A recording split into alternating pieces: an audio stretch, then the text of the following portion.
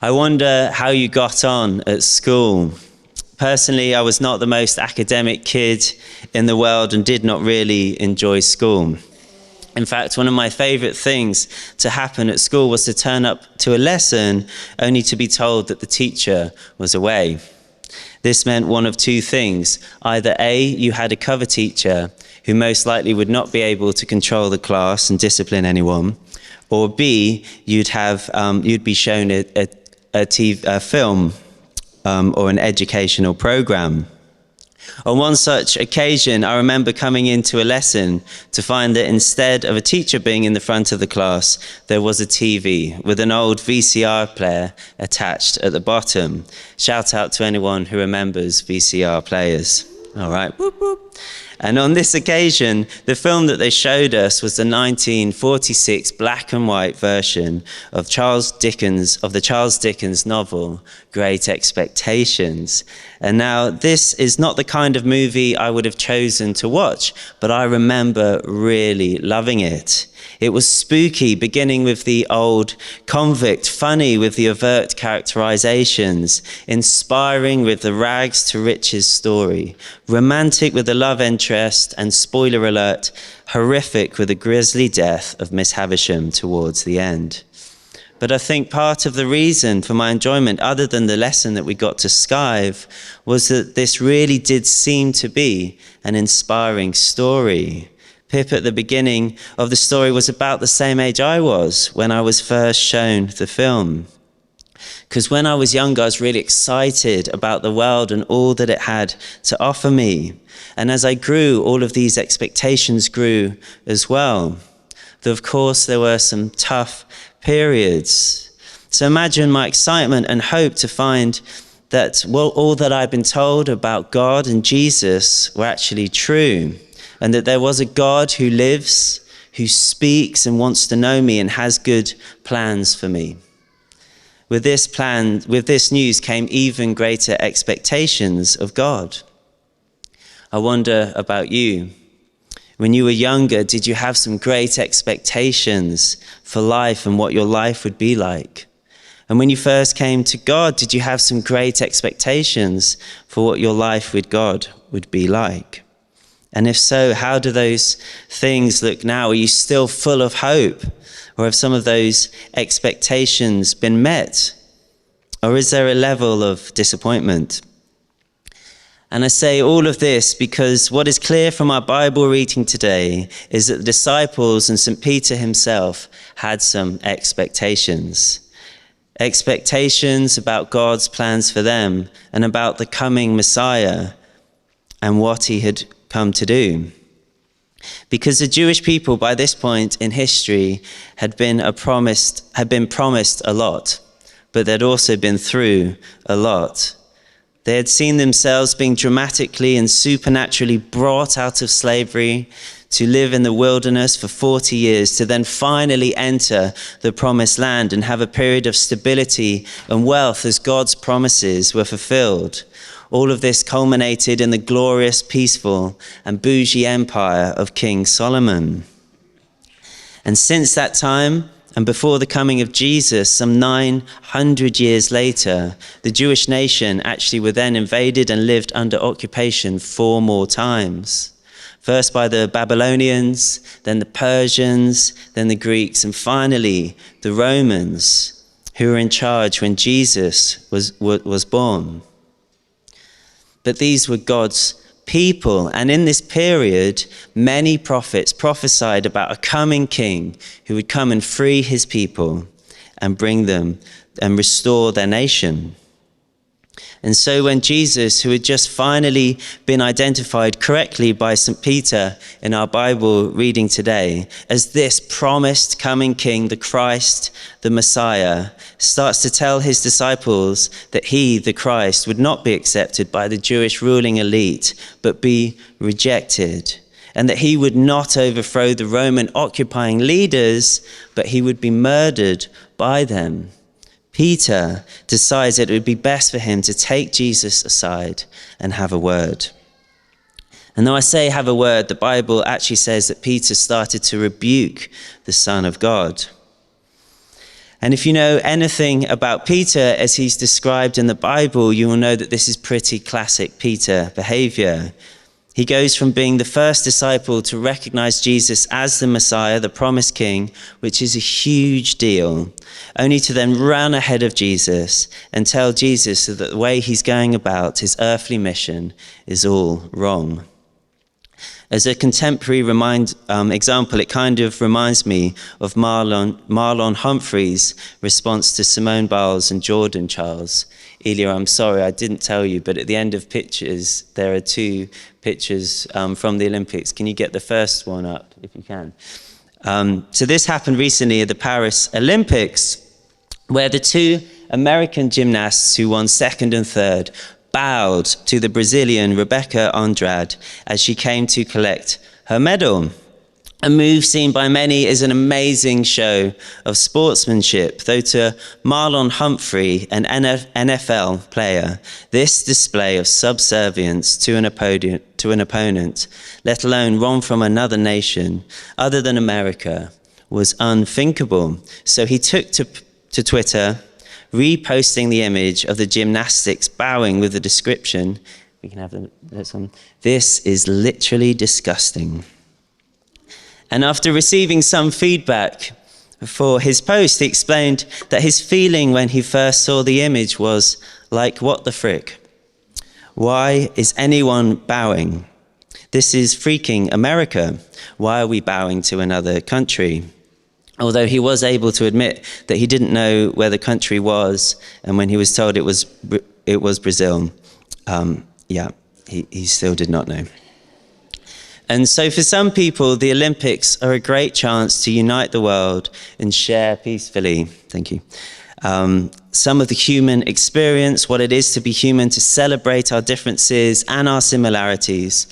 Though for others, it is all about showing power and dominance over others, where only personal victory at the defeat of others should be celebrated. And for Peter, Jesus, the promised King and Messiah who was come to restore justice and freedom to the Jewish people after some 700 years of violence and oppression, he had come to gain the victory. He had not come to gain defeat. He had come to gain victory over Rome. And this is what they'd been promised by God. So it had to be true, and it had to be realized, no matter how unlikely. And Peter's disappointment at the words of Jesus are palpable. I can imagine Peter thinking, Jesus, instead of being lifted up and revered by the Jewish leaders, you're going to be rejected by them. Instead of killing the Roman leaders who are put in charge of our land, you're going to be killed by them. King David slew a giant with a single stone as a child. What kind of king are you?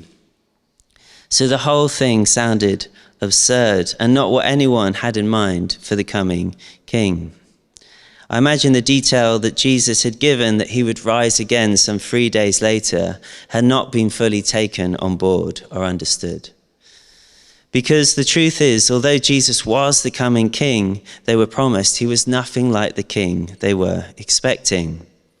In contrast to King Solomon, which the Torah describes as being greater in riches and wisdom than all the other kings of the earth, Jesus was not particularly wealthy and never gained the role of an earthly king. Yet he is described in the New Testament a number of times as not just being a king, but the King of Kings. As a kingdom that he came to share was not an earthly one of land and riches, but an eternal one. And so this king looks at the flowers of the field and says that they are dressed up in finer clothing than King Solomon ever had, the wealthiest king in the world at the time of his reign. And so what we see is that Peter totally misunderstands what kind of a king Jesus came to be, or indeed is. And as Peter misunderstands Jesus, he then cannot help but in turn misunderstand God and the ways of God. And as a result, Peter himself was not only disappointed, But he was also rebuked in somewhat harsh terms for his response to Jesus, as Jesus says to him, "Get behind me, Satan." And so my question for us today, particularly if we're feeling disappointed or let down by God, is, do we understand who Jesus is and what he does and what he is calling us to do? Because if we misunderstand Jesus, we misunderstand God. And if we misunderstand God's works and promises and instead ascribe some different value system to him, then how can we not feel disappointed by him? He cannot fulfill the promises he never made. But also, how can we understand what he's calling from us, what he's calling us to do? Because Jesus then uses this situation to teach the disciples about not just what he must do, but also about what he wants from them, how he wants them to follow him. As Jesus turns to his disciples and says, "Whoever wants to be my disciple must deny themselves and take up their cross and follow me. For whoever wants to save their life will lose it, but whoever loses their life for me and for the gospel will save it." And here we see some of the paradoxical teaching and example of Jesus, that for us to save our lives, we must lose them. And in this, we have the teaching and example of dying to self, something that is at the heart of the gospel message. So let me try to unpack some of this. What does it mean? Well, first thing I think I should say is that whilst pretty much all of the disciples were martyred, for us, it does not mean a physical death. My favorite explanation, and one that I have found most helpful and inspiring for my life, is found in Romans 12, where St. Paul says, "Therefore, I urge you, brothers and sisters, in view of God's mercy, to offer your bodies as a living sacrifice, holy and pleasing to God. This is your true and proper worship.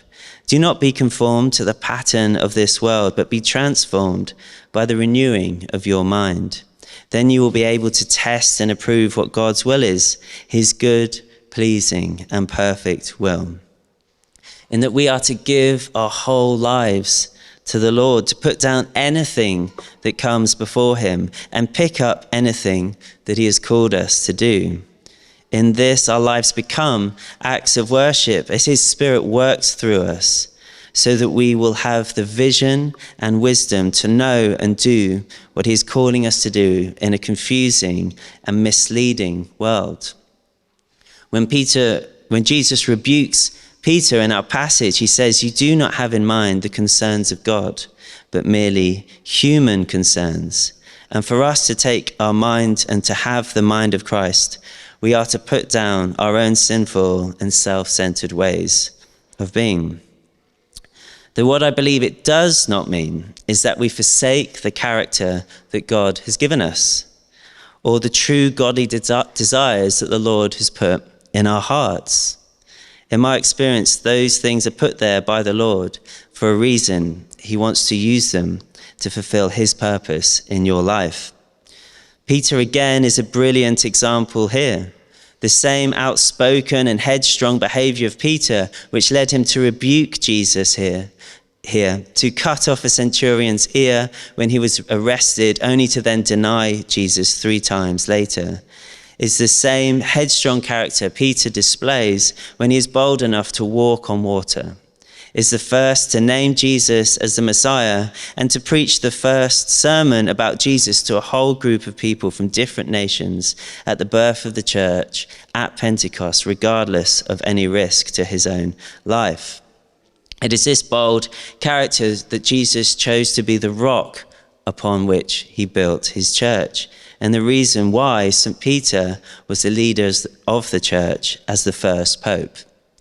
In short, the traits of Peter's character that led to his biggest downfall were also the parts of his character that, when fully surrendered unto God, were then used to great effect, because God was able to work with his heart. God does not want you to die to who he has called you to be, but he does want you to turn over all that you are to him and let him work through you as a yielded vessel.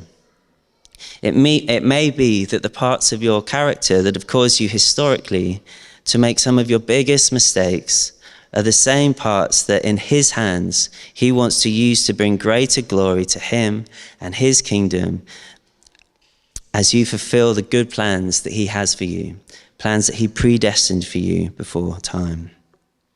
So if you are feeling let down or disappointed by God and all that he has for you, maybe like Peter, your expectations are too low. Peter was hoping for a new set of keys to an apartment in central Jerusalem as Jesus' advisor, but instead he was given the keys to the kingdom of heaven. If we are disappointed that God has not given us what we want in this world, maybe we should take our eyes off the world and onto his eternal kingdom and say, Jesus, I give you my all. I die to all that comes before you, and pray that you will work through me to reveal your kingdom in a broken and hurting world. In this place, I believe, is true freedom, true life, and true happiness. It is indeed a paradox that as we give all, we get all. When we die, we truly live. And that when Jesus fought for our victory, he did so by giving his own life. Let us worship the one who fills us in every way by offering up our lives as living sacrifices, and set our expectations beyond anything that this world could offer us. I'm going to pray, and in a moment we're going to have a time of silence and encourage you to reflect on anything the Lord is stirring in your heart. After communion, we're also going to have a period of prayer where Luke and Caroline will just be over there. So if there's anything in this sermon that you'd like to respond to, or just anything in your life at all, we would love to pray with you as a team. The Lord loves you. He sees you, has great plans for you, and he wants to walk with you today.